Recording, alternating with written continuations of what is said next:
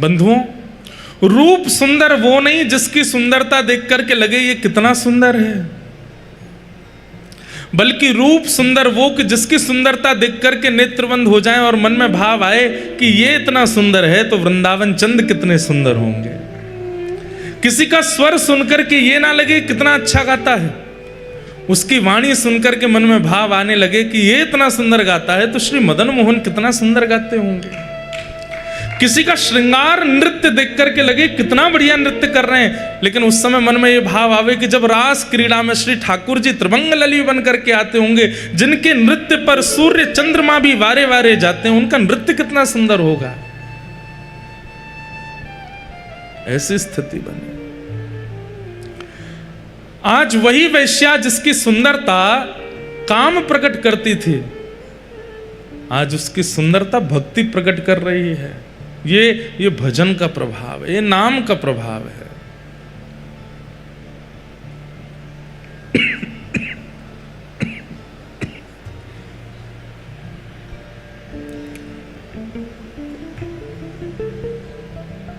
नाम का प्रभाव। तो हम निवेदन कर रहे थे कि आध्यात्मिक बनना एक बात है, पुण्यात्मा बनना एक बात है, और भक्त बनना विशेष बात है। कथा का उद्देश्य, महाप्रसाद सेवन का उद्देश्य, आप लोग पुण्य अर्जन करना मत रखो। तीर्थ यात्रा का उद्देश्य, समुद्र स्नान का उद्देश्य, उसके प्रति पुण्य की भावना मत रखो, भक्ति की भावना रखो, भक्ति की इच्छा रखो। अहम भक्त पराधीन, स्वयं भगवान श्री जगन्नाथ कहते हैं कि मैं अपने भक्त के पराधीन हूं। पूरा विश्व मेरे पराधीन है, पर मैं अपने भक्त के पराधीन हूं। ऐसे नामनिष्ठ बनिए। आज सुबह प्रभात फेरी का क्रम हुआ, कल से ही क्रम चल रहे हैं। कल संध्या में महाप्रभु जगन्नाथ जी को व्यासपीठ और श्रोताओं की ओर से ध्वजा जी का भाव प्रस्तुत किया। कितना आनंद आया। महाप्रभु जगन्नाथ जी ध्वजा धारण करते हैं। आपको पता है ध्वजा पे सूर्य चंद्र बने हैं महाप्रभु जी के। हमारे जीयर स्वामी मठ वाले पूज्य महाराज जी से एक बार हमने पूछी कि महाराज जी ध्वजा क्यों है और ध्वजा में सूर्य चंद्र क्यों है, तो महाराज जी ने बहुत सुंदर उत्तर दिया कि सूर्य चंद्र भगवान के नेत्र हैं, तो ध्वजा में सूर्य चंद्र विराजमान होकर के ठाकुर जी पूरी तरफ अपनी दृष्टि घुमाते रहते हैं, देखते रहते हैं। कोई कष्ट में तो नहीं, कोई दुखी तो नहीं, कोई पीड़ित तो नहीं। तो श्री ध्वजा जी क्या है, ध्वजा जी में जो सूर्य चंद्र है भगवान के नेत्र हैं, और ठाकुर जी पूरे श्री क्षेत्र को ध्वजा जी से देखते रहते हैं। एक प्रकार से सीसीटीवी कैमरा लग रहा, आप कैमरे की निगरानी में हो। कुछ भी करने से पहले सोच लेना। अच्छा, महाप्रभु जगन्नाथ जी की ध्वजा ऐसी है कि आप श्री क्षेत्र किसी कोने में चले जाओ, वो बात अलग है कि अब गली मोहल्ला में बिल्डिंग इतनी ऊंची है, लेकिन कहीं भी छत पर खड़े हो जाओ आपको ध्वजा जी दिख जाएंगे।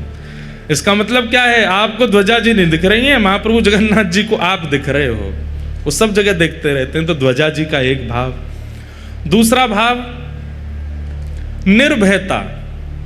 ध्वजा जब रोहण होती है, जब फहराती है, तो जहां तक वो दिख रही हैं, इसका मतलब वहां तक महाप्रभु जगन्नाथ जी का क्षेत्र है, वहां तक जगन्नाथ जी की छत्र छाया है। उतने क्षेत्र में किसी को भयभीत होने की आवश्यकता नहीं है, महाप्रभु जगन्नाथ जी हैं। अगर कोई कष्ट भी आ जाए, आप तीर्थ में हैं, कोई कष्ट आ जाए, आप तुरंत देखिए ध्वजा किधर है, और ध्वजा को देख करके जैसे ही आप प्रणाम करेंगे, हमारी बात को विश्वास मानिएगा, एक क्षण बाद में होगा, कष्ट निवृत्त पहले होगा। ध्वजा जी की ये महिमा है। वो ठाकुर जी का हस्त कमल है, छत्र छाया है। ठाकुर जी दूर दूर तक अपने ध्वजा के द्वारा अपना हस्त कमल, अपनी छाया बना करके रखते हैं। कल हमें बता रहे थे, बोले पहले तो महाराज जी इतनी बड़ी ध्वजा थी कि जो ध्वजा जी का अंतिम छोर है वो समुद्र का स्पर्श करते थे, इतनी बड़ी ध्वजा जी। लेकिन फिर कालांतर में यहाँ पर तूफान बहुत आते हैं, आंधी तूफान बहुत आते हैं, फिर क्षतिग्रस्त होने का भाव हो जाता है, फिर नील चक्र पर बहुत भार आ जाता है। और उस काल में भीड़ बहुत कम होती थी, ज़्यादा लोग होते नहीं थे। ऐसा कहते हैं कि राजा रानी ध्वजा जी स्पर्श करके समुद्र में गोते लगाते थे, इतनी ऊंची इतनी लंबी ध्वजा। मैंने कहा बढ़िया है, ध्वजा छोटी हो गई। आज के लोग तो ध्वजा ही पकड़ के भीतर समुद्र में जाते आज तो भीड़ भी इतनी है, तो इसलिए अब फिर ध्वजा जी अब छोटी हैं, अब 14 हाथ की ध्वजा जी। लेकिन हमारे पूज्य जीएस स्वामी मठ वाले महाराज जी ने एक बड़ी विनोद की बात बताई, बड़े आनंद की बात। बोले लाला सूर्य तो विराजमान है, लेकिन चंद्रमा क्यों विराजमान है? मैंने क्यों विराजमान है? बोले सूर्य तो प्रकाश के प्रतीक हैं, तो ध्वजा में सूर्य का होना मतलब प्रकाश का प्रतीक है, लेकिन चंद्रमा क्यों है? आपने कहा आप बताओ। बोले चंद्रमा इसलिए है क्योंकि श्री चंद्रमा जी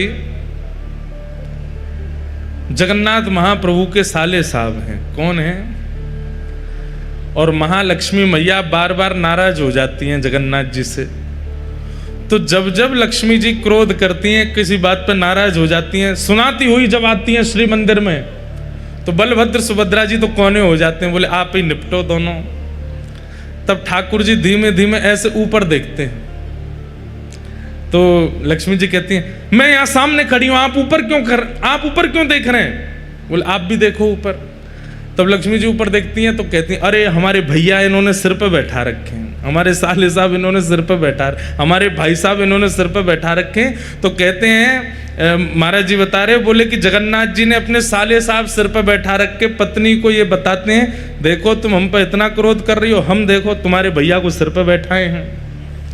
तो लक्ष्मी जी जब ऊपर देखती हैं तो फिर शांत हो जाती हैं, जितना उनका क्रोध होता है वो सब शांत हो। अच्छा कोई बात नहीं, अब की बार कर दिया, आगे से नहीं करना। तो जगन्नाथ जी कहते हैं हाँ आगे से ध्यान रखेंगे। ऊपर से साले साहब मुस्कुरा जाते हुए जीजा जी आपने हमको इसीलिए बैठाया है कि हमारी बहन का कोप कम हो सके। बोला हाँ इसीलिए बैठाए हो, इस बैठे रहो ऊपर ही। तो इसलिए चंद्रमा विराजमान है कि लक्ष्मी जी को क्रोध आवे तो ठाकुर जी ऊपर देखने लगते हैं और कहते हैं देखो तुम्हारे रिश्तेदार बैठे हमारे सिर पे, है कोई हमारे जैसा प्रेमी जो अपने साले को सिर पे बैठा ले? तो लक्ष्मी जी क्रोध कम कर देती हैं, इसलिए महाप्रभु जी अपने ध्वजा में चंद्रमा धारण करते हैं। ध्वजा धारण कराने के कई भाव हैं। कल बड़े प्रेम से हम आप सब लोगों ने महाप्रभु जगन्नाथ जी को ध्वजा धारण कराई, महाप्रभु जी बड़े प्रसन्न। आज जब सुबह प्रभात फेरी हो रही थी तो जैसे ही सामने से आपने देखा महाप्रभु, हम उसी मार्ग से आए थे यात्रा में, तो मैं आज कह ही रहा था, चिंता हो रही थी, हम जो बाइक चला रहे उनसे बोले मैंने आज ध्वजा जी लहरा नहीं रही। लेकिन जब हम लोग यात्रा में कीर्तन करते हुए तब भी ध्वजा जी नहीं लहरा रही थी, लेकिन जैसे ही हम सब लोग सन्मुख पहुंचे महाप्रभु जी के, तुरंत तभी ध्वजा जी लहराने लगी। मानो महाप्रभु जी प्रतीक्षा कर रहे थे कि जिनने ध्वजा अर्पित करी है वे सब जब आ जाएंगे तभी लहराएंगे, और सबको देख के मानो प्रसन्नता व्यक्त कर रहे थे। तो कल ध्वजा जी अर्पित हुई, उसके बाद फिर दर्शन की मारकाट मची, कौन पहले भीतर घुसे। अब हमको जहाँ से ले जाने के लिए मार्ग बनाया था भीतर, वहीं हमारे सबरे ध्वजा वाले भी आ गए, हम भी यहीं से ही घुसेंगे। पुलिस वाले बोले एक की परमिशन है, ये 1000 कहाँ से घुसेंगे? हमने कि भैया हमें जान दो यहाँ से। तो इतने ढीठ हो गए कल तो सब, हम भी यहीं से घुसेंगे, आपके संग ही जाएंगे। मैंने आ जाओ भैया। 2-3 बार स्थान परिवर्तित हुए, कभी कहीं से भीतर जाने को मिले नहीं। हमने कि आज महाप्रभु जी दर्शन देंगे नहीं। लेकिन अंदर पहुंचने के बाद पता चला, हम जैसे ही पहुंचे तो ही गेट बंद हो गए भीतर के। महाप्रभु जगन्नाथ जी को आरती का दर्शन कराना था, इसलिए विलंब करा रहे थे। अगर पहले ही भीतर चले जाते तो आरती नहीं मिलती कल। लेकिन इतनी देर बाहर हम लोग जो विलंब करते रहे, उसका ये आनंद मिला कि फिर भीतर जाके आरती दर्शन हो गए। महाप्रभु जगन्नाथ जी की संध्या आरती हुई।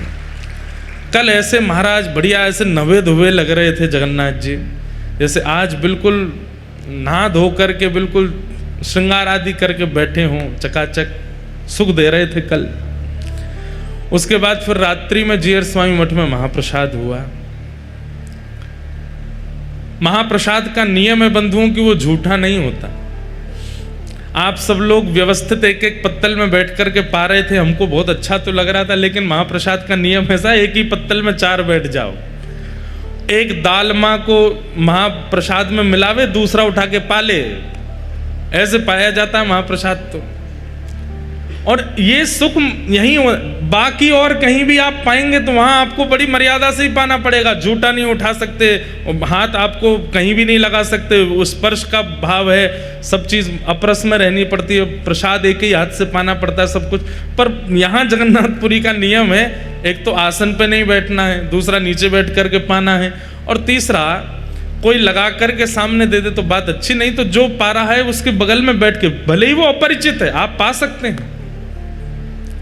हम जब कल घूम रहे थे वहां, 1-2 बार मन तो हुआ एक आध अम्मा के सामने बैठ के हम भी पा लें, पर मैंने कि फिर सबके यहाँ पाना पड़ जाएगा, सब यूँ कहेंगे अम्मा से भी पाओ, इसमें से भी पा के जाओ, और फिर पेट तो न के ही है। लेकिन फिर जब हम लोग प्रसाद पाने बैठे सब संग में बैठ गए, किसी की दालमा उठा लें, किसी का भात उठा लें, किसी की खाजा उठा लें, ये महाप्रसाद ऐसे ही पाते। महाप्रसाद कभी अशुद्ध नहीं होता, महाप्रसाद कभी झूठा नहीं होता, इसीलिए वो महाप्रसाद है। एकमात्र जगन्नाथपुरी का ऐसा प्रसाद है जो ठाकुर जी के सन्मुख से लेकर के भक्तजनों के पेट तक पवित्र ही रहता है। वो जीभ पर जाने के बाद भी अशुद्ध नहीं होता, नहीं तो हर वस्तु जीभ पर जाती झूठी हो जाती है, लेकिन महाप्रसाद आपके उदर तक जाने तक भी अपवित्र नहीं होता, वो पवित्र ही रहता है। ऐसा केवल जगन्नाथपुरी का महाप्रसाद है, और कहीं ऐसा संभव नहीं है। ऐसे महाप्रसाद को कल पाया। आज सुबह मंगल ठाकुर जी के सामने हरिनाम संकीर्तन करते हुए सब लोग आए। जगन्नाथपुरी में तो बिना मेहनत किए पसीना आ जाता है। महाप्रभु जगन्नाथ जी ने ऐसा मौसम यहाँ प्रकट कर रखा है कि कोई व्यक्ति कुछ ना करे, केवल बैठ जाए, चलने लग जाए, तो ही उसके सबरे रोमकूप जो हैं खुल जाते हैं, एक एक रोम से। और ये जो पसीना आता है ना, इसमें बड़ी कमजोरी आती है, लेकिन ऐसे में भी कोई नृत्य करे, कोई गावे, तो सोचो उसकी ऊर्जा कितनी होगी। हमारे दिव्यदास भैया तो फिर भी इतना लंबा चौड़ा गाते हुए आए, नृत्य कर रहे थे। मैं जब पहुंचा तो मैं तो एक बार घबरा गया, मैंने कि यहाँ कैसे होगी। छोटी छोटी गली में से होके जा रहे, इतनी संख्या में सब लोग, लेकिन आप सबको देख देख करके ही ऊर्जा प्राप्त हो रही थी। खूब आनंद हुआ। महाप्रभु जगन्नाथ जी के सन्मुख पहुंच करके ऐसा लग रहा था जैसे महाप्रभु चैतन्य और साथ में उनके समस्त भक्त मंडली मिलकर के उन्माद कीर्तन कर रही है, और महाप्रभु जगन्नाथ जी उसे श्रवण कर रहे हैं। खूब आनंद हुआ। आज कथा का 4th दिवस है, और आज ठाकुर जी का जन्मोत्सव यहाँ होना है। हम लोग अब क्रम पूर्ण कर लें और ठाकुर जी का जन्मोत्सव प्रेम और भाव से आज जगन्नाथपुरी में मनाएंगे। संध्या में कोई विशेष क्रम आज भी नहीं है, क्योंकि सुबह नगर कीर्तन हुआ, अब कथा है, फिर कथा में उत्सव भी है, उत्सव में भी थोड़ा विलंब होगा। तो आप सब लोग बस महाप्रभु जगन्नाथ जी का दर्शन मात्र कर लीजिएगा। कल कुछ ना कुछ क्रम बनाएंगे, कहीं ना कहीं चलेंगे कथा के बाद में, और फिर वहाँ दर्शन का क्रम रहेगा। एक और सूचना दे दें, आज 20 तारीख है, कल 21 तारीख है, कल श्राद्ध पक्ष का अंतिम दिन है। कल बंधुओं निश्चित ही आप सब लोग अपने अपने पूर्वजों का स्मरण करके और श्री महाप्रसाद और दालमा का थोड़ा थोड़ा भाव लेकर के अपने पूर्वजों का स्मरण करके, और जैसे पिंड दान करते हैं वैसे ही महाप्रसाद का ही पिंड बना करके श्री जगन्नाथ जी के महोदधि में ही अर्पित कर देना। अपने पितरों का स्मरण करके कल श्री महोदधि स्नान कर लीजिएगा, और कल श्री महोदधि सागर में ही पिंड अर्पित कर देना, ब्राह्मणों को दक्षिणा प्रदान कर देना। महाप्रसाद से यदि आपने अपने पितरों का स्मरण करके महोदधि में वह अर्पित कर दिया, आपके पितरों के आज तक जितने आपने श्राद्ध किए समस्त श्राद्धों का फल पूर्ण हो जाएगा। महाप्रसाद अर्पित कर दीजिए। आपके पितृ आनंदित हो जाएंगे, प्रसन्न हो जाएंगे, तृप्त हो जाएंगे। जितने भी पितृ दोष आदि हैं सब निवृत्त हो जाएगा। महाप्रसाद अर्पित कर दीजिएगा। कल विश्राम दिवस है, श्राद्ध पक्ष का। कई बार ऐसा होता है कि आप जब रात्रि में सोते हैं तो आपको सर्प दर्शन होते हैं, सांप दिखते हैं। सांप दिखने के दो कारण हमारे वास्तु विशेषज्ञ और जो एस्ट्रोलॉजर होते हैं वो लोग बताते हैं। एक कारण तो ये बताते हैं कि धन प्राप्त होने वाला है, पर अगर पितृपक्ष में सर्प दर्शन होता है तो उसका एक यह भी संकेत माना जाता है कि आप शायद श्राद्ध अच्छे से कर नहीं रहे हैं, इसलिए पितृ आपको संकेत कर रहे हैं कि हमारा श्राद्ध अच्छे से कर दो। तो सर्पों के द्वारा वो यह दिखाते हैं। और भी उसमें कई क्रम है, पर मूलतः हमें यही पता है कि मानो पितृ ये आज्ञा कर रहे हैं कि थोड़ा श्राद्ध अच्छे से कर दो। तो उसके लिए अब तक तो जो हो गया सो, कल विश्राम है, तो कल महाप्रसाद को ही लेकर के आप महोदधि समुद्र नारायण भगवान में अर्पित कर देना और यहीं स्नान करके अपने पितरों को प्रणाम कर लीजिएगा। निश्चित ही महाप्रसाद का एक कण जीवितों को कल्याण कर देता है, तो जो मृतक हैं उन पर तो उद्धार कर ही देगा, सबका मंगलमय होगा। फिर परसों नवरात्रि प्रारंभ हो रही हैं। 22 तारीख को सुबह कथा होगी और फिर संध्या काल में यहाँ पर गुरु दीक्षा का क्रम होगा। और कई बालक, कई लोग तो यहाँ इसीलिए आए कि हमें धाम में दीक्षा चाहिए। दीक्षा हम बहुत दिनों से गुरु पूर्णिमा के बाद दिल्ली में दी थी, उसके बाद तो अभी तक दे नहीं रहे हैं, पर 22 तारीख को यहाँ दीक्षा का क्रम होगा। जिनके चित्त में प्रगाढ़ इच्छा हो वही दीक्षा लीजिएगा। संध्या काल में दीक्षा का क्रम रखेंगे और जिनकी दीक्षा हो चुकी है वो लोग तो बैठ सकते हैं यहाँ पर जिनकी दीक्षा नहीं है या अन्य संप्रदाय में है वो संध्या काल में नहीं आइएगा। केवल जिनकी दीक्षा होगी वो आएंगे। कल शाम को जिन जिन को दीक्षा लेनी है वे लोग अपना नामांकन करा लीजिएगा। कैसे होगा वो सब आपको पता चल जाएगा। बस नाम अंकित करा के परसों कथा के बाद एक समय दे देंगे, उस समय यहाँ उपस्थित हो जाएंगे महाप्रभु जगन्नाथ जी के चरणों में। और हमारा तो गुरु स्थान भी है, उस भाव से फिर यहाँ 22 तारीख को दीक्षा का क्रम होगा। जिनकी दीक्षा नहीं हुई है, जिनको भावना है, वो यहाँ दीक्षा लीजिएगा। और दीक्षा में 5 संस्कार होते हैं, तप्त, पुण्ड्र, नाम, मंत्र, और जो 5वां संस्कार होगा वो होता है याग। तो याग में अपने इष्ट को प्रणाम किया जाता है, ठाकुर जी को प्रणाम करके अपने एक दुर्गुण का त्याग किया जाता है। वह समस्त दुर्गुण त्याग कर दो तो बहुत अच्छा, पर अपने दुर्गुण का त्याग करके ठाकुर जी के सामने शरणागति की जाती है। तो यहाँ जिन लोगों की दीक्षा होगी उन्हें शरणागति देने के लिए जगन्नाथ मंदिर ही जाना है। दीक्षा लेते ही तुरंत श्री मंदिर जाइए और जाकर के अपने गुरु प्रदत्त नाम को बोल करके महाप्रभु जगन्नाथ जी के सामने याग करना है। कैसे करना है वो हम बता देंगे। तो 22 तारीख को दीक्षा का क्रम होगा।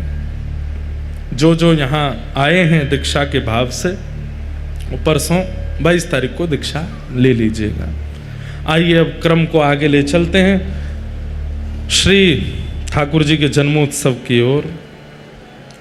परीक्षित राजा को 7 दिन में मृत्यु का श्राप लगा और श्री सुखदेव जी महाराज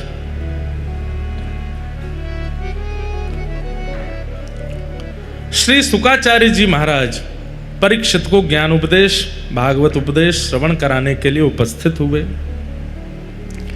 परीक्षित भी मुक्ति की कामना कर रहे थे, 7 दिन में मरने वाली की मुक्ति की उपाय बताओ। पर श्री शुकाचार्य जी ने उनसे कहा कि मुक्ति नहीं, भक्ति मांगो। मुक्ति मतलब मृत्यु के उपरांत भगवान का दर्शन, और भक्ति मतलब जीवित अवस्था में ठाकुर जी का साक्षात्कार। भक्ति की कामना करो। और भक्ति की कामना करते हुए उन्होंने प्रणाम किया और श्री शुकाचार्य जी भागवत श्रवण कराने लगे। सृष्टि प्रसंग बताया। सृष्टि प्रसंग के बाद स्वयंभू मनु शत्रुपा के 3 पुत्री और 2 पुत्र हुए। आकुति, देवभूति, प्रसूति और 2 पुत्र हुए प्रियव्रत, उत्तानपाद। यहाँ पर श्री देवभूति माता का विवाह कर्दम ऋषि के साथ में हुआ और उनके यहाँ भगवान कपिल बन करके प्रकट हुए। कपिल भगवान ने देवभूति माता को ज्ञान उपदेश किया। उसी ज्ञान उपदेश को सांख्य शास्त्र कहते हैं, दर्शन शास्त्र कहते हैं। अद्भुत प्रसंग है देवभूति कपिल संवाद। इस बार हमारी गुजरात में एक जगह कथा है जिसका नाम है ऊंझा। वहीं अहमदाबाद के और नाथद्वार के बीच में है ऊंझा। वहीं पास में ही बिंदु सरोवर है। ये बिंदु सरोवर भगवान के ही अश्रु बिंदुओं से निर्मित हुआ। कब निर्मित हुआ? तथा सचाहम परिवोडुकाम समानशीलाम ग्रहमेदधेनुम। जब कर्दम ऋषि ने भगवान से प्रार्थना की कि हे नाथ, आपसे भी ज्यादा, मुझसे भी ज्यादा आपसे प्रेम करने वाली एक गृहिणी से मेरा विवाह हो जाए, इस बात को सुनकर के ठाकुर जी के अश्रुबिंदु प्रकट हुए। वही बिंदु सरोवर में परिवर्तित हो गए थे। वही बिंदु सरोवर और वही स्थान जहां पर कपिल भगवान ने देवभूति माता को ज्ञान उपदेश किया, वहीं के पास में एक स्थान है ऊंझा। वहां कथा है। वहां पर कपिलोपाख्यान पर विशेष चर्चा हम लोग करेंगे। देवभूति माता ने कपिल भगवान से ज्ञान उपदेश प्राप्त करने के बाद में सरस्वती नाम की नदी बनकर के वे बहने लगी और श्री कपिल भगवान गंगा सागर में आकर के विराजमान हो गए। बोलो गंगा सागर तीर्थ की जय। हमने अनेक बार कपिल देवभूति संवाद खूब विस्तार से श्रवण कराया है, परंतु आज क्रम बहुत है और ठाकुर जी का जन्मोत्सव करना है, इसलिए केवल क्रम स्पर्श करते हुए चल रहे हैं। देवभूति माता पर कृपा करके भगवान कपिल गंगा सागर विराजमान हो गए। आगे आकुति प्रसूति के वंश का वर्णन किया, तभी उत्तानपाद राजा का वंश आया। श्री उत्तानपाद राजा के यहाँ पर ही भगवान के परम भागवत श्री ध्रुव जी का प्रादुर्भाव हुआ। ध्रुव जी महाराज ने पिता की गोद में बैठने की इच्छा प्रकट की। छोटी माँ के द्वारा फटकारने पर श्री ध्रुव जी महाराज वन में चले गए और वन में जाकर के भगवान की 5 महीने तक तपश्चर्या की। 5 महीने के बाद भगवान हरि गरुड़ पर विराजमान होकर के प्रकट हुए और श्री ठाकुर जी ने ध्रुव जी को दर्शन प्रदान किया। ध्रुव जी महाराज ने भगवान का मंगलमय दर्शन किया और दर्शन करते हुए जो प्रार्थना कर रहे हैं, बस उस प्रार्थना का श्लोक हम लोग श्रवण कर लेते हैं। ध्रुव जी क्या कह रहे हैं ठाकुर जी से कि हे नाथ, योऽन्तः प्रविश्य मम वाचमिमां प्रसुप्तां संजीवयत्यखिलशक्तिधरस्वधाम्ना अन्यांसहस्रचरणश्रवणत्वगादीन् प्राणान्नमो भगवते पुरुषाय तुभ्यम्। ध्रुव जी महाराज अपनी स्तुति में एक बात कहते हैं, व्यक्ति को अपनी प्रत्येक इंद्रिय से भगवत आराधन करना चाहिए। बहुत ध्यान से सुनो। कई लोगों की रुचि केवल दर्शन में होती है, कथा श्रवण में नहीं होती। उन लोगों को जगन्नाथ जी दर्शन करा दो, बद्रीनाथ दर्शन करा दो, वो आपसे कह भी देंगे कभी कहीं तीर्थ जाओ दर्शन के लिए, हमको जरूर बताना। लेकिन आप उनसे कह दोगे कि भाई हम कथा करा रहे हैं, कथा नहीं सुन पाएंगे भैया, कभी कहीं तीर्थ जाओ, धाम में जाओ तो हमको ले चलना। दर्शन हमसे चाहे जितने करा लो, घुमा फिरा चाहे जितना लो, लेकिन कथा बैठ के सुनने के लिए मत कहो। मतलब वो नेत्रों से तो भक्ति करते हैं पर कानों से भक्ति नहीं करते। कई लोगों की दर्शन भक्ति प्रगाढ़ होती है और कई लोगों की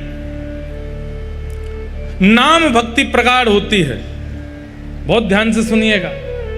नाम भक्ति कैसे? कीर्तन में खूब गवा लो, कीर्तन में खूब नचवा लो, कीर्तन में खूब उन्माद संकीर्तन करा लो, लेकिन कथा सुनने की मत कहो, प्रसाद पाने की मत कहो। क्यों? प्रसाद में स्वाद नहीं आता, महाप्रसाद बढ़िया नहीं लगता, हम तो होटल पर जाके पाएंगे। मतलब एक भक्ति भाव में तो निपुण है, पर दूसरे भक्ति भाव में कहीं ना कहीं लेश होता है। ऐसे भक्त को यह मानना चाहिए कि वो ठाकुर जी के द्वारा स्वीकारित नहीं है। अरे जो प्रस्तुत कर दिया जाए हर चीज में अव्वल रहे, मतलब कथा सुनवा लो, सुनने में भी निपुण है, तीर्थ यात्रा करवा लो, तीर्थ यात्रा में भी निपुण है, परिक्रमा करवा लो, परिक्रमा में भी निपुण है, ठाकुर जी का श्रृंगार करवा लो, श्रृंगार में भी निपुण है, ठाकुर जी का नाम गुणगान करवा लो, वो उसमें भी निपुण है। भगवान की किसी भी भक्ति में अपने आप को कम ना समझे, हर स्थिति में प्रगाढ़ रहे। ध्रुव जी महाराज कहते हैं ये भक्त का धर्म होता है।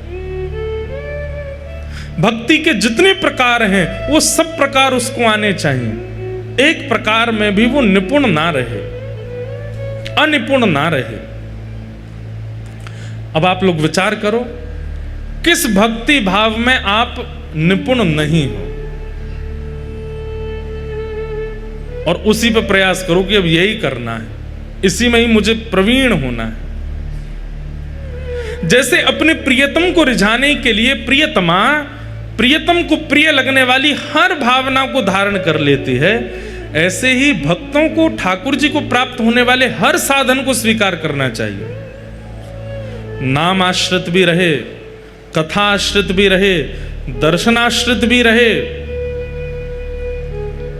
महाप्रसाद आश्रित भी रहे, परिक्रमा आश्रित भी रहे, तीर्थ यात्रा आश्रित भी रहे, हर क्रिया को करने में निपुण है। किसी में भी कहते हैं ना कि कई लोग संसार में ऑलराउंडर होते हैं, उनसे खाना बनवा लो, उनसे गाना गवा लो, उनसे गाड़ी चलवा लो, उनसे कपड़े पहनवा लो, उनसे ये काम करवा लो। ऐसे ही ऑलराउंडर भक्ति में हो, कुछ करवा लो, सब में निपुण है। ठाकुर जी के संबंध की कोई भी क्रिया करने में अनिपुणता नहीं है। आज ही विचार कीजिए, ऐसी कौन सी भक्ति क्रिया है जिस क्रिया को आप अच्छे से नहीं कर पाते हैं, और उस क्रिया में आज से ही ध्यान लगाना शुरू कीजिए कि ये मुझे अच्छे से करना है। सब लोग इधर देखो, इधर देखो, हम क्या कह रहे हैं वो सुनो, ये तो चलता रहेगा। अपनी एक निष्ठा, भैया आप ये भीतर वाले जो गार्ड साहब इनसे कहो हल्ला नहीं करें, जो वार्ता करनी है बाहर जाके करें, सबको बैठने दें, जहां जगह मिल जाए बैठन दो अब तो सबन को।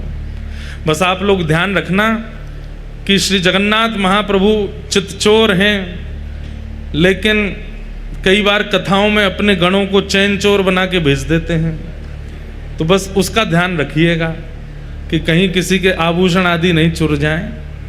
बाकी तो प्रेम से आप सब लोग जहां जगह मिले बैठ के कथा सुनो। आज नंदोत्सव है इसलिए बीच में ये व्यवस्था है, कल रविवार है, कल और भी लोग होंगे तो कल इसको और व्यवस्थित कर देंगे ताकि सबको बैठ के सुनने को मिले। हम क्या कह रहे हैं, अपनी प्रत्येक भगवत परायण स्थिति को प्रगाढ़ कीजिए।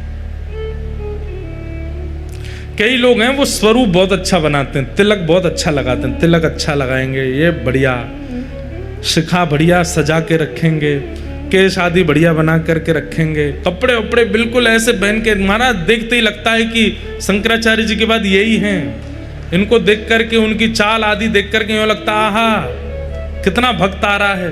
यहाँ पर रुद्राक्ष पहन करके घूमेंगे, पैरों में भी बढ़िया कुछ पहन लेते हैं, बहुत बढ़िया श्रृंगार करके घूमते हैं। अब आप श्रृंगार में तो निपुण हो, आप देखने में तो लग रहे हो कि ठाकुर जी के भक्तों पर, भीतर बिल्कुल भक्ति नहीं है। आपको कार्य करना चाहिए। भैया ठाकुर जी के हम हैं, ये केवल संसार को नहीं दिखाओ, ठाकुर जी को भी दिखाओ कि तुम उनके हो। आजकल प्रभाव बांटने में हम लोग इतने निपुण रहते हैं, सबको दिखना चाहिए कि मैं भक्त हूं। सबको तो दिख गया, जगन्नाथ जी कह रहे हैं मोह तो पता ही नहीं चली कि तू मेरा भक्त है। कभी तेने भजन नहीं कियो, कभी तेने मेरे दर्शन नहीं किए, कभी तेने महाप्रसाद नहीं पायो, और ये पूरी दुनिया ऐसे ही गा रही है कि तू मेरा भक्त है। महाप्रभु जगन्नाथ जी भी कहते, अच्छा किसकी चर्चा हो रही है बाहर? बोले फलाने की चर्चा हो रही। अच्छा वो भक्त है मेरा? दाऊदा तक के हम्बे लाला चर्चा तो यही है। अरे भैया बाहर ते भक्त दिख रहो है, भीतर ते तो कभी मुख स्मरण कियो ने। जिन भेषा मारो सावरो रीझे, जिन भेषा मारो सावरो रीझे। अब वैसे तो मीराबाई की पंक्ति है, यहां भेष में सब आ रहा है, कर्म भी आ रहा है। जिन कर्मों से मेरे सांवरे रीझ हैं, जिन क्रियाओं से मेरे सांवरे रीझ हैं, जिन व्यवहार से मेरे सांवरे रीझ हैं, सब कुछ आ जाता है भेष के अंदर। इसमें लोक रंजन की भावना नहीं होनी चाहिए। मेरे ठाकुर जी रीझ। श्री बलराम दास जी जगन्नाथ महाप्रभु के परम भक्त हुए। उनको सेवा मिली थी कि जगन्नाथ जी के सामने बैठ के पद गाते थे, और जगन्नाथ जी बड़े प्रसन्न होकर के बलराम दास जी को सुनते थे। लेकिन एक दिन उन्होंने देखा कि घुंघरुओं की आवाज आ रही है, वो पद गा रहे हैं और घुंघरू बज रहे हैं। जैसे ही उन्होंने पीछे मुड़ करके देखा तो एक परम सुंदरी उनके उस राग पर नृत्य कर रही थी। बलराम दास जी बोले, कितना अच्छा नाच रही है। अब बलराम दास जी का मन क्या हो गया, अभी तक तो गाते थे कि जगन्नाथ जी रीझ हैं, अब किस लिए गाने लगे, ये रीझे ताकि बढ़िया नाचे और बढ़िया नृत्य करे और बढ़िया। अब तो अगले दिन दोनों की मिली भगत हो गई, बलराम दास जी बैठ करके गाते और वो नृत्य करने आती। तीसरे दिन तो दोनों में चर्चा शुरू हो गई। बलराम दास जी कहते, कल तुम पीले वस्त्र पहन के आना, कल मैं चंदन का भाव गाऊंगा और तुम उस पर नृत्य करना, परसों तुम ये पहन के आना। अब जगन्नाथ जी तो किनारे हो गए। बलराम दास जी का मुख्य उद्देश्य क्या हो गया, मंदिर का आश्रय लेते हैं, जगन्नाथ जी की सन्निधि लेते हैं, पर गाते किसके लिए, कन्या के लिए। जगन्नाथ जी बोले, अच्छा आज तक तो हमको रिझाते थे, अब इनको रिझाने के लिए गा रहे हो। बंधुओं, ये बात मुझ पे भी लागू होती है, और अपनी वाणी की सेवा करने वाले वो हर उस व्यक्ति पर लागू होती है जिसकी वाणी सुनकर के हजारों असंख्य लोग भगवत शरणागति लेते हैं। आपकी वाणी का प्रयोग किसी जन के रंजन के लिए नहीं होना चाहिए। ये मुझसे रीझें, वो मुझसे रीझें, वो मुझसे रीझें, नहीं। मैं ऐसी बात कहूं कि मेरी बात सुन के इन सबके चित्त से जगन्नाथ जी रीझें, इन सबके चित्त का भाव ऐसा बने। नहीं तो जो बलराम दास जी के साथ हुआ वो मेरे साथ भी होगा। अब मेरे मन में भाव आ जाए, एक व्यक्ति विशेष के लिए मैं कथा कहने लग जाऊं कि ये रीझना चाहिए, ये रीझेगा तो ये भी कथा कराएगा, ये कथा कराएगा तो इतनी दक्षिणा देगा, उसी समय कथा का भाव नष्ट हो जाएगा, एक व्यक्ति भी परिवर्तित नहीं हो पाएगा। इसलिए कोई प्रशंसा वाली बात नहीं। हमको कोई बोलता है ना, आज कथा में ये आने वाले हैं, आज कथा में ये विशिष्ट व्यक्ति आएंगे, आज कथा में मुख्यमंत्री जी आने वाले हैं, तो हम कह देते हैं कथा के विश्राम में आ जाएंगे। क्यों? क्योंकि मध्य में आए और सन्मुख बैठे, कहीं मेरे मन में भाव आ गया कि इनको ये बात समझ में आनी चाहिए, तो कथा उनके लिए हो जाएगी, वो नहीं होना चाहिए। विश्राम में आ जाए। लोक रंजन नहीं, जन रंजन नहीं, हरि रंजन होना चाहिए।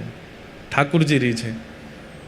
अरे भैया, 5 लोग आपके कथा सुनकर के आनंदित हो गए, रीझ गए।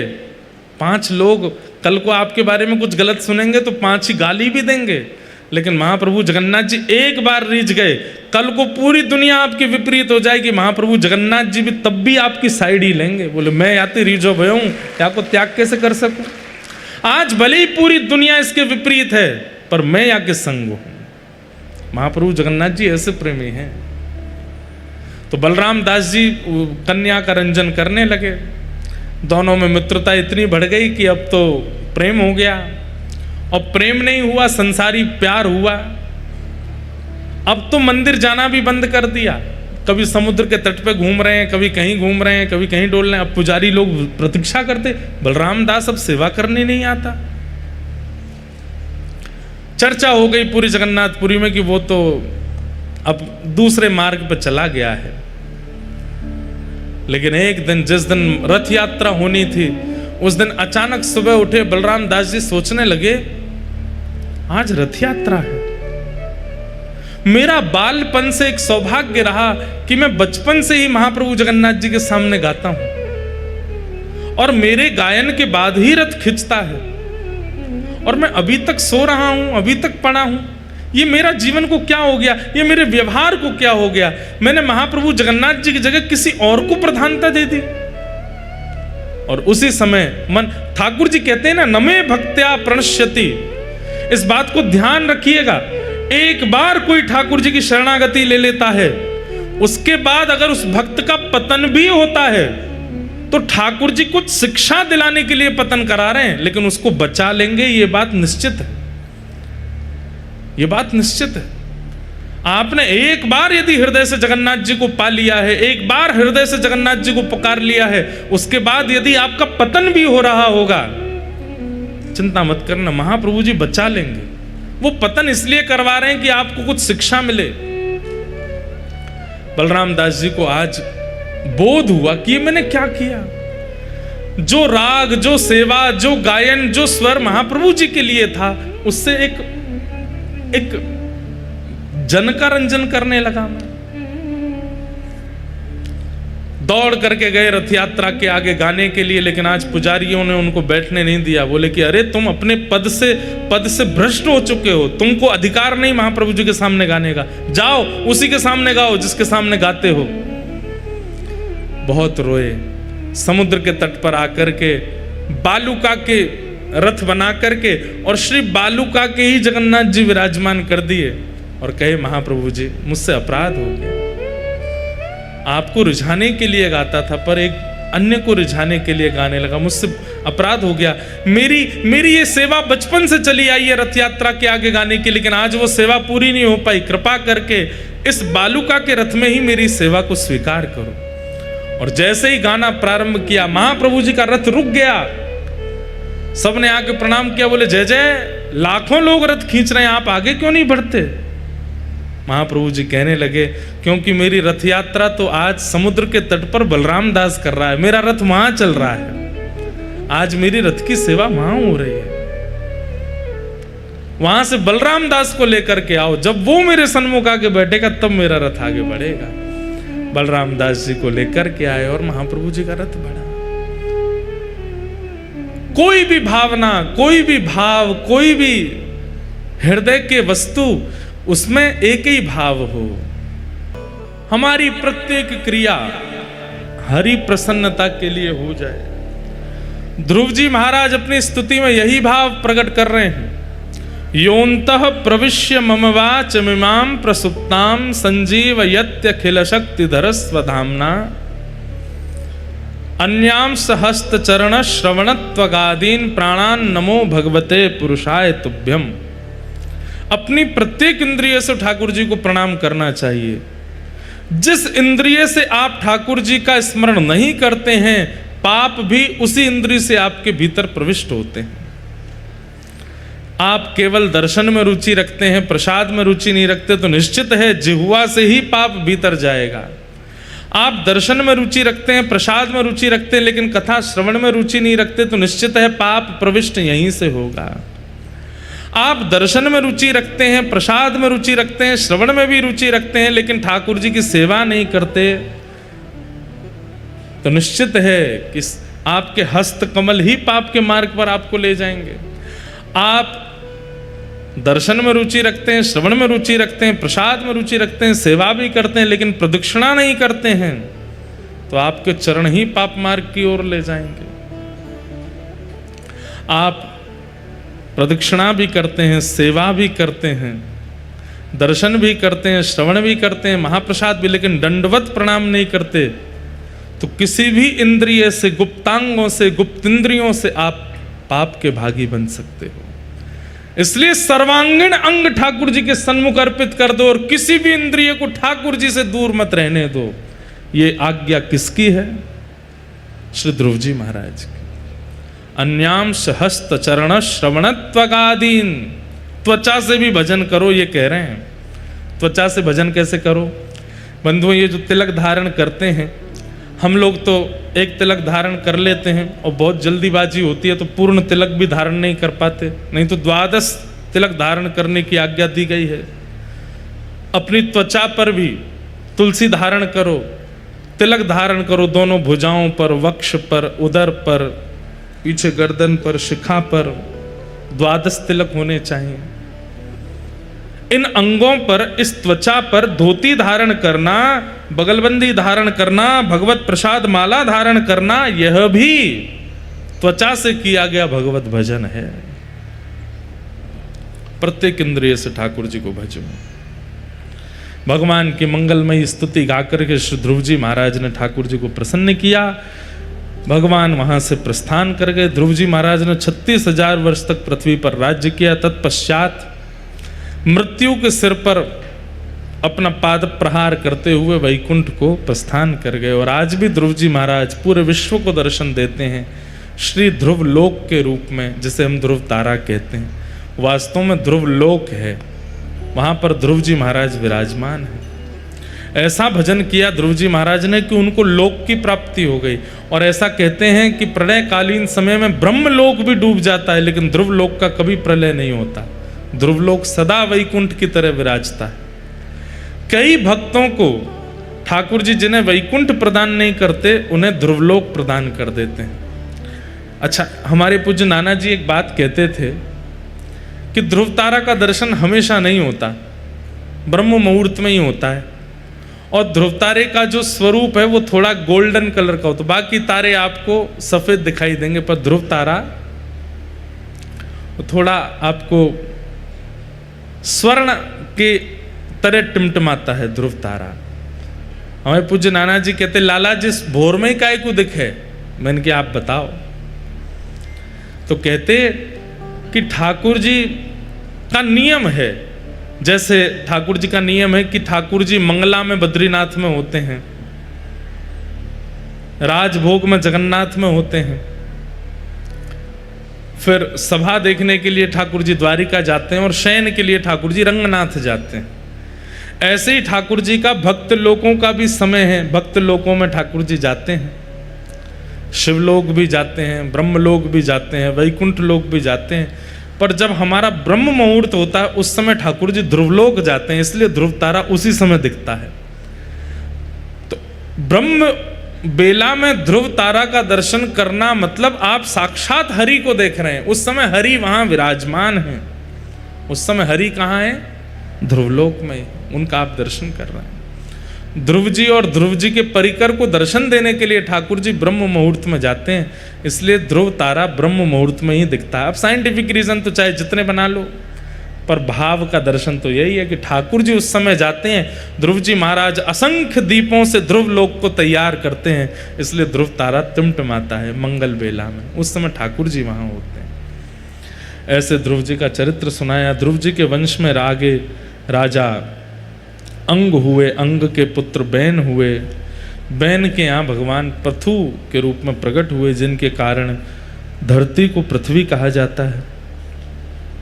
भूगोल खगोल का वर्णन, नरकों का वर्णन करते हुए अजामिलोपाख्यान सुनाया गया। तत्पश्चात वृत्रासुर नाम के भक्त की कथा आई, जिन्होंने अपने स्तुति में भगवान को अति प्रसन्न किया।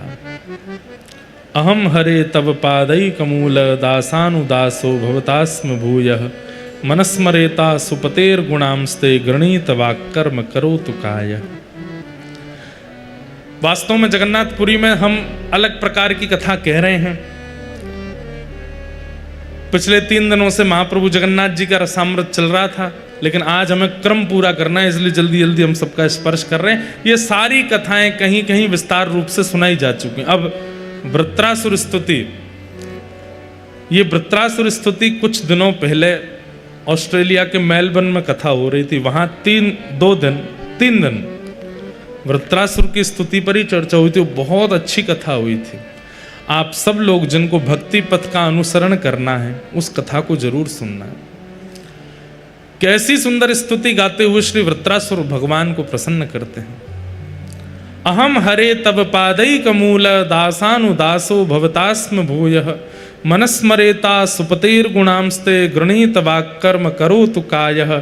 ननाक पृष्ठम न च पारमेष्ठम न सार्वभौमम न रसाधिपत्यम न योग सिद्धिर पुनर्भवम वा समंजसत्वा विरहय्य कांक्षे अजात पक्ष इव मातरम खग स्तन्यम यथा वत्स तराच्छुदार्था प्रियम प्रियैव विशुतम विषन्ना मनोरविंदाक्ष दृदिक्षते त्वाम। वृत्रासुर की स्तुति। तत्पश्चात भगवान के परम भागवत श्री प्रहलाद जी का चरित्र आया, जिनके लिए भगवान नृसिंह बनकर के प्रकट हुए। बंधुओं, दक्षिण भारत में नृसिंह भगवान का सुंदर स्थान है, परंतु अगर उत्तर भारत की बात करें और उत्तर भारत में पूरब, पश्चिम और उत्तर तीनों को मिलाकर के बात करें तो सबसे पहले नृसिंह देव की स्थापना श्री जगन्नाथ मंदिर में हुई है। यहाँ जिन जगन्नाथ जी के मंदिर में आप अगर पश्चिम द्वार से प्रवेश करोगे या पश्चिम द्वार के पास जाकर के देखेंगे तो ऊपर आपको महाप्रभु नृसिंह देव के दर्शन होंगे, नृसिंह भगवान के दर्शन होंगे। कहते हैं ये प्रथम नृसिंह हैं आकृति रूप में, इसलिए उनका दर्शन, उनको प्रणाम निश्चित करना चाहिए। नृसिंह भगवान को प्रणाम करने से रक्षा होती है। किस भाव की रक्षा होती है? हम आप सब लोग जीवित अवस्था में संसार से तो अपनी रक्षा कर सकते हैं, आजकल रक्षा के कवच की सबसे ज्यादा आवश्यकता हमारी भक्ति को है। हमें नजर कम लगती है, हमारी भक्ति को नजर बहुत ज्यादा लगती है। हमारे प्रेम भाव को नजर लगती है, प्रिय भाव को नजर लगती है, ठाकुर जी के प्रति जो हमारा समर्पण है उसको नजर बहुत लग जाती है। उसके लिए क्या करें? नृसिंह भगवान का नित्य स्मरण करो। नृसिंह भगवान भक्ति को नजर से बचाएंगे। भैया, शरीर को नजर लग गई तो केवल सिर में दर्द होएगा, रूप को नजर लग गई तो नेक सांवले है जाओगे, लेकिन अगर भक्ति को नजर लग गई तो ठाकुर जी से दूरी हो जाएगी। और ठाकुर जी से दूरी अगर है गई तो इससे बड़ा दुर्भाग्य इस संसार में जन्म लेने के बाद और कोई हो नहीं सकता। इसलिए नृसिंह भगवान का नित्य स्मरण केवल इसलिए करो कि हे नृसिंह भगवान, हमारी भक्ति की रक्षा करना, इसको नजर ना लगे। कौन नजर लगाता है भक्ति को? माया। माया जवनिका छन्न माज्ञादोक्षजमव्ययम न लक्ष्य से मूढ़ दृशा नटो नाट्य धरो यथा। कुंती महारानी कहती हैं माया ही नजर लगाती है। जैसे आप लोग महाप्रभु जगन्नाथ जी का दर्शन करने के लिए आए, पुरी आए किस लिए थे? महाप्रभु जगन्नाथ जी का दर्शन करने के लिए आए, लेकिन पुरी में आते ही आपने देखा कि समुद्र में कोई विचित्र प्रकार का एक नौका है, उसमें डोलने से बहुत सुख मिलता है। तो महाप्रभु जगन्नाथ जी पीछे हो गए, वो मायावी कोई आकर्षण आपको अपनी ओर खींच ले गया, समझ लो भक्ति को नजर लगी है। जैसे श्री बलराम दास जी महाराज ठाकुर जी के सामने गा रहे थे, लेकिन तभी एक नृत्य करने वाली के प्रति उनका भाव चला गया, ये भक्ति को नजर लगती है। एक तरफ महाप्रसाद रखा है, दूसरी तरफ पिज्जा रखा है, और पिज्जा देख के मुंह में पानी आ रहा है, महाप्रसाद देख के कह रहे हैं ये तो रोज ही पा रहे हैं, ये भक्ति को नजर लग रही है। महाप्रभु जगन्नाथ जी सामने खड़े हैं, लेकिन तभी कोई अति सुंदर आपके बगल में आके खड़ा हो गया तो उसके प्रति आपका भाव चला गया, ये भक्ति को नजर लग रही है। भक्ति को नजर ना लगे, उसके लिए नृसिंह भगवान का स्मरण करो। हम आपको सत्य बता रहे हैं, आपके सामने चाहे कितने भी आकर्षक वस्तु प्रस्तुत क्यों ना हो जाए, नित्य नृसिंह भगवान का स्मरण इसी भाव से करो कि हमारी भक्ति को नजर ना लगे। कितने भी भाव प्रस्तुत हो जाएं, आपका मन विचलित नहीं होगा। महाप्रभु जगन्नाथ जी जब सामने आएंगे तब कौन बगल में आया, कौन इधर खड़ा था, कौन पीछे, आपको पता ही नहीं चलेगा, तब केवल महाप्रभु जी दिखेंगे। ऐसे श्री नृसिंह भगवान का नित्य स्मरण किया कीजिए, और हो सके तो ये श्लोक याद कर लीजिए कि सत्यम विधातुम निज भृत्य भाषितम व्याप्तिं च भूतेष्वखिलेषु चात्मनः अदृश्यतात्यद्भुत रूपमद्वहं स्तंभे सभाया न मृगम न मानुषम। अच्छा, एक बात और, नृसिंह भगवान का स्मरण करने से माया अपनी ओर आकृष्ट क्यों नहीं करेगी? क्योंकि नृसिंह भगवान सब जगह विद्यमान है। जब आप नृसिंह भगवान का आवाहन नहीं करते तो आपको सुंदर व्यक्ति दिखाई देता है, जब आप नृसिंह भगवान का आवाहन नहीं करते तब आपको आकर्षक मायावी वस्तुएं दिखाई देती हैं, लेकिन जब आप नृसिंह भगवान का स्मरण करते हैं तो नृसिंह बसे प्रति खम्मन में, आप जिसे देख रहे हैं उसमें भी नृसिंह हैं, सब जगह नृसिंह हैं। केवल खंबे से प्रकट नहीं हुए हैं, वो तो हिरण्यकश्यप ने कहा है प्रहलाद जी को, अच्छा सब जगह है तो क्या इस खंबे में? बोला हाँ है। और जब वेदन किया तो भगवान प्रकट हो, इसका मतलब ये नहीं खंबे में ही है, सब जगह है। जैसे ही आप नृसिंह भगवान का स्मरण करके अपने दिन का प्रारंभ करते हैं, आपके आंखों के आगे आने वाली मायावी वस्तु भी नृसिंह बन जाएंगी, और जो वस्तु उपभोग की होगी वही उसी का ही उपयोग आप करोगे, जो उस उपभोग की नहीं होगी अपने आप मन उसके प्रति खट्टा हो जाएगा, नहीं सेवन करना है इसका। ये नृसिंह भगवान के आराधन का प्रभाव है। जिस वस्तु के सेवन से, जिस व्यक्ति के संस्पर्श से, जिस व्यक्ति के संपर्क से आपकी भक्ति नष्ट होती हो, उस मार्ग उस व्यक्ति के सामने आती, उस वस्तु के सामने आती आपका मन अपने आप विचलित हो जाएगा। ये नृसिंह भगवान के आवाहन का प्रभाव है। इसलिए नित्य नृसिंह भगवान को प्रणाम करो। प्रहलाद जी महाराज ने नृसिंह भगवान को प्रकट किया। हिरण्यकश्यप का वध करने के बाद प्रहलाद जी को गोद में लेकर के नृसिंह भगवान उनसे पूछने, एक विष्णु प्रिया नाम की एक जयपुर की भक्त थी, सुनो। जयपुर के राजा जय सिंह, उनकी पुत्री थी विष्णु प्रिया, और वो विष्णु प्रिया बचपन से ही कृष्ण भक्त थी। जयपुर के राजघराने में ये प्रथा रही कि वे सब लोग ठाकुर जी के भक्त रहे, इसलिए श्री गोविंद देव जी भी जयपुर आ गए, गोपीनाथ जी भी जयपुर आ गए, मदन मोहन जी भी जयपुर आ गए। ये जयपुर वाले हैं इसलिए ताली बजा रहे हैं। जयपुर दूसरा वृंदावन है।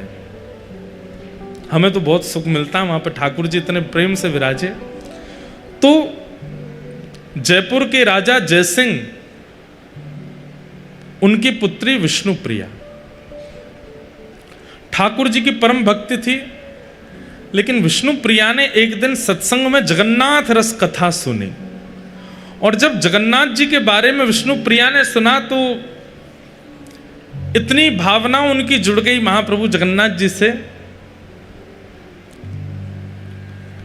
अब तो वे अनुचरों को भेजने लगे, दर्शन करने भी गई, जगन्नाथ जी का दर्शन करके आनंदित हो गई। वो पद है ना, मेरो मन गिरधर छवि पे अटक्यो, ऐसे विष्णु प्रिया के साथ हुआ। वो जब महाप्रभु जगन्नाथ जी का दर्शन करने आई तो मेरो मन जगन्नाथ में अटको, वो जगन्नाथ जी की ऐसी प्रिय हो गई कि उन्हें महाप्रभु जगन्नाथ जी की याद आती रहती थी। इतनी स्मृति हुई कि एक बार उन्होंने किसी संत से कहा कि मैं क्या करूं, मुझे जगन्नाथ जी की बहुत याद आती है, पर इतना दूर है, एक तो श्री क्षेत्र, पिताजी साल में एक बार तो अनुग्रह करके ले जाएंगे लेकिन बार बार नहीं जाने देते। तो किसी संत ने कहा, नित्य ही कोई ना कोई जगन्नाथपुरी जाता है, आप पत्र लिख करके जगन्नाथपुरी भेजो। विष्णु प्रिया ने पत्र लिखे और उन पत्रों में अपना प्रेम प्रकट किया जो वो जगन्नाथ जी को कहना चाहती हैं, और उन समस्त पत्रों को इकट्ठा करती रहीं कि जब कोई मिलेगा कि जगन्नाथपुरी जा रहे हैं तो उसको दे देंगे। तब राजा ने अपने ही एक सेवक को आज्ञा की कि हमारा बहुत मन हो रहा है कि महाप्रसाद का भोग आवे जगन्नाथपुरी से, तुम जगन्नाथपुरी जाओ और वहां से महाप्रसाद लेके आओ। विष्णु प्रिया को जब ये बात पता चली तो उसने सारे पत्र इकट्ठे करके एक लिफाफे में डाल करके उस सेवक को दे दिए। राजा ने स्वर्ण मुद्रा अलग दी, विष्णु प्रिया ने स्वर्ण मुद्रा अलग दी, बोले मेरी तरफ से है, पिताजी ने जो तुमको आज्ञा दी तुम उसको करना, पर मेरे पत्र महाप्रभु जी को पहुंचा देना। तो अनुचर है। स्वर्ण मुद्रा लेने के बाद चल रहा था घोड़े पे बैठ करके, थोड़ी देर बाद लगा बहुत भार हो गया है, देखूं क्या क्या सामग्री ऐसी जो काम की नहीं उनको फेंक दूं। उसने वो पत्र निकाला, खूब सारे पत्र थे, एक दो पत्र पढ़ा तो जोर जोर से हंसने लगा। ये भगवान तो पूजने की वस्तु है, ये क्या प्रेम पत्र जैसे लिख दिए हैं, और वो पत्र वहीं फेंक दिए बीच मार्ग में। और अनुचर निकल पड़ा जगन्नाथ जी की यात्रा के लिए। जैसे ही वो जगन्नाथपुरी पहुंचा, कहते हैं रात भर उसको नींद नहीं आई। क्यों नींद नहीं आई? कि वो तो जगन्नाथपुरी आ गया, लेकिन महाप्रभु जी जिन पत्रों की प्रतीक्षा कर रहे थे वो पत्र लेकर के नहीं आए। महाप्रभु जी को नींद नहीं आ रही है कि मेरे पत्र आए होंगे, कहां हैं वो, अभी तक नहीं दिए इसने। ब्रह्म मुहूर्त में जैसे ही उसके नेत्र बंद हुए तो जगन्नाथ महाप्रभु रुदन करते हुए उसको दिखाई दिए और बोले, तुमने अपने मतलब की वस्तु, अपने मतलब की सामग्री तो तुमने अपनी जेब में रख ली, और मेरी मतलब की वस्तु जो तुम जयपुर से लेके आए थे वो तुमने बीच रास्ते में फेंक दी। ये तुमने अच्छा नहीं किया। कल सुबह मेरा दर्शन करने जरूर आना और तुम्हें कल पता चलेगा कि मुझे क्या प्रिय है। तुम्हारे मन में यह भावना है कि केवल स्वर्ण चांदी के आभूषण, पुष्पों के आभूषण, सुंदर सुंदर ये सामग्रियां ही मुझे प्रिय लगती हैं, तो कल सुबह दर्शन करने आना। वो अनुचर जैसे ही महाप्रभु जगन्नाथ जी का दर्शन करने के लिए गया तो क्या देखता है, महाप्रभु जगन्नाथ जी ने विष्णु प्रिया के द्वारा लिखे गए जितने पत्र थे उन पत्रों की ही माला अपने गले में धारण कर रखी है। एक एक पत्र अपने गले में पहन रखा है। स्वयं गए और जहां पत्र पड़े थे स्वयं महाप्रभु जी लेकर के आए। इतने प्रिय लगते हैं ठाकुर जी को। हम तो निवेदन करते हैं कि बहुत स्मृति होती है तो जाना आवश्यक नहीं है। ठाकुर जी के लिए पत्र लिखो। आजकल अब ठाकुर जी पे व्हाट्सएप तो है नहीं कि आप जगन्नाथ जी को व्हाट्सएप कर दो, इंस्टाग्राम डीएम कर दो, फेसबुक पे भेज दो कुछ। पत्र लिखो और महाप्रभु जी को भेजो। हम आपसे सत्य कह रहे हैं, महाप्रभु जी पढ़ते हैं और पढ़ करके आपके समस्त भावों को स्वीकार करते हैं। बस प्रस्तुत करने वाला होना चाहिए।